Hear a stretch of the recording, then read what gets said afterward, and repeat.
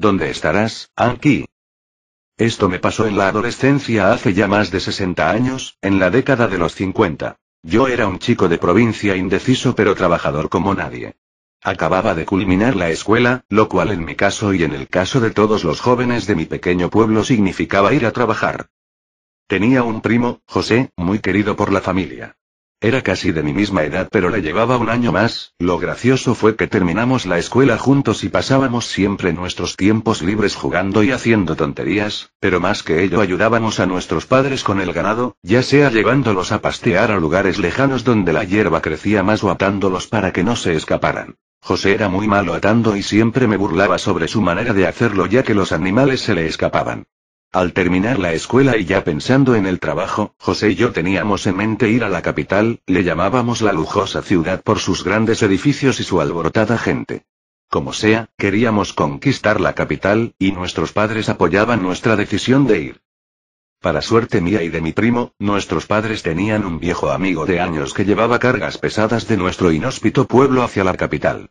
Su nombre era Hank, el alemán.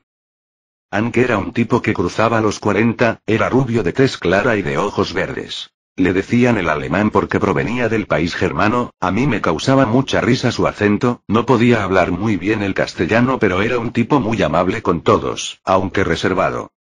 En uno de esos días en el pueblo, el alemán necesitaba un ayudante que pudiera asistirlo en su travesía por la larga carretera en los Andes de llevar cultivos hacia la capital, lo que nos entusiasmó mucho.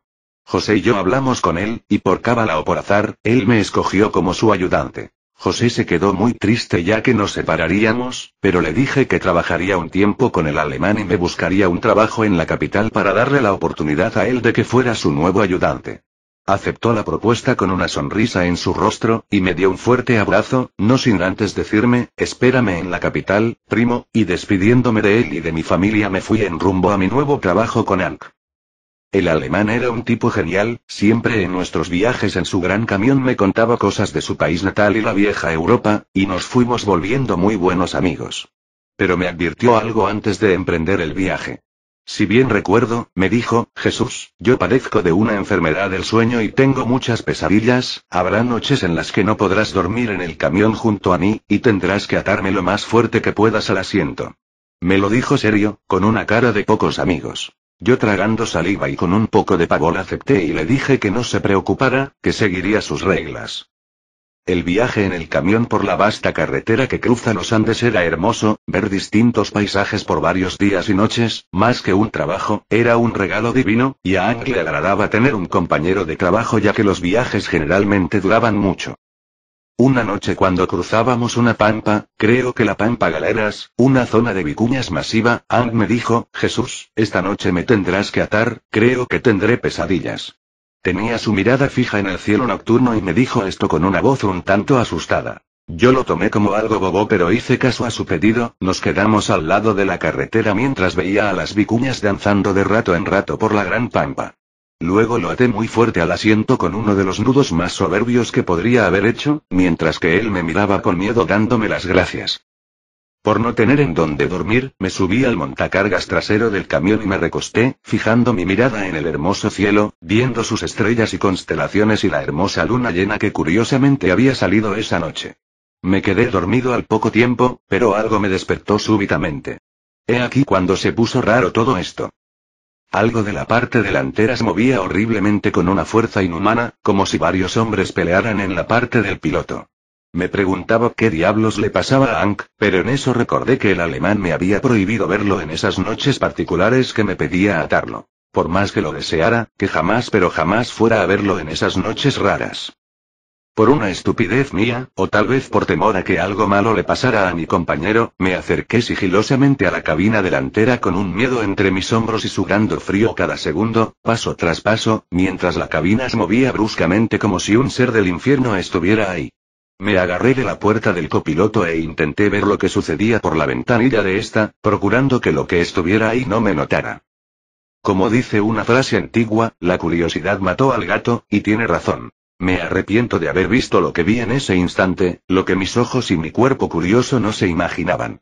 Esa cosa que estaba en el asiento atado en el lugar donde tenía que estar el alemán y no era de este mundo. Una horripilante forma se revolvía en ese asiento, unos brazos atroces y una figura como un can gigante aguardaba ahí. Por suerte mía y bendigo a Dios por ello, el nudo que había hecho era lo suficientemente fuerte para que ese ente abominable no escapara. Con un miedo entre mis huesos, eché a correr en tanto escuchaba un aullido horrendo proveniente de la cabina, y me escondí en la parte trasera del camión junto a los grandes costales que cargaba. Al día siguiente me levanté muy tarde, cuando lo hice el camión ya estaba en marcha. Grité por auxilio y a un tiempo el camión se detuvo, la puerta del montacargas se abrió, y lo vi. No lo podía creer, era Hank. De un salto lo abracé con un miedo tremendo y me puse a llorar en su regazo, y desobedeciéndolo le conté lo sucedido en la noche anterior sobre esa cosa espantosa que vi. Él, con un poco de enojo en su rostro, me dijo mientras revolvía mi cabeza que fue una pesadilla y nada más. Aquella fue la única noche que pasó eso, por suerte conseguí un trabajo en la capital y Hank se despidió de mí cordialmente. Le recordé de la promesa que había hecho con mi primo y me dijo que estaba bien, que él sería su nuevo ayudante, y que fue un gusto trabajar conmigo. Me llené de melancolía por los viajes con mi amigo y le di un abrazo grande mientras lo veía dirigiéndose a su camión. Después de un par de años y muy entusiasmado, volví a mi pequeño pueblo siendo ya un hombre con un trabajo digno y bueno. Fui corriendo a la casa de mis tíos después de haber saludado a mis padres, buscando con una sonrisa en mi rostro alguna noticia o a mi querido primo José. Encontré a mi tía más envejecida de lo común, como si hubiera perdido las ganas de vivir. La saludé con un abrazo y un beso gentil, para luego preguntar acerca de mi primo José. En ese momento ella se puso más tensa. Yo ya pensaba lo peor. Fue en eso cuando me dijo, ¿acaso no te contaron lo que pasó con José? Mientras sollozaba cubriéndose su rostro con las manos. Le pregunté qué había pasado con temor y voz brusca. José murió hace más de un año, Jesús, un animal lo despedazó en la carretera en uno de los viajes con el alemán. Yo no lo podía creer, me quedé sentado y ella me contó que en uno de los viajes que había hecho con el alemán, un puma, tal vez, lo destrozó en una noche como si fuera un trozo de carne cualquiera. Al día siguiente el alemán había traído su cuerpo al pueblo con una mirada de culpabilidad en su rostro. Realmente no lo podía creer, mi primo, casi mi hermano, y mi mejor amigo, había muerto. Abracé a mi tía desconsolado, recordando aquella noche frívola.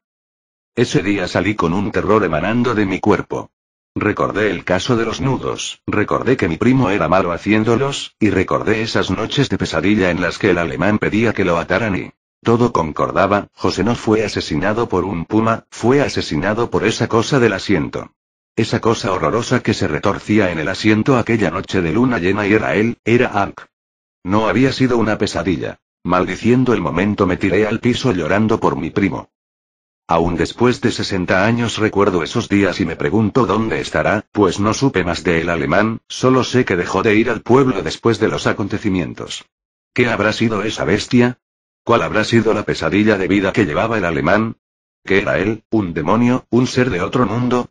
O, tal vez un hombre lobo y...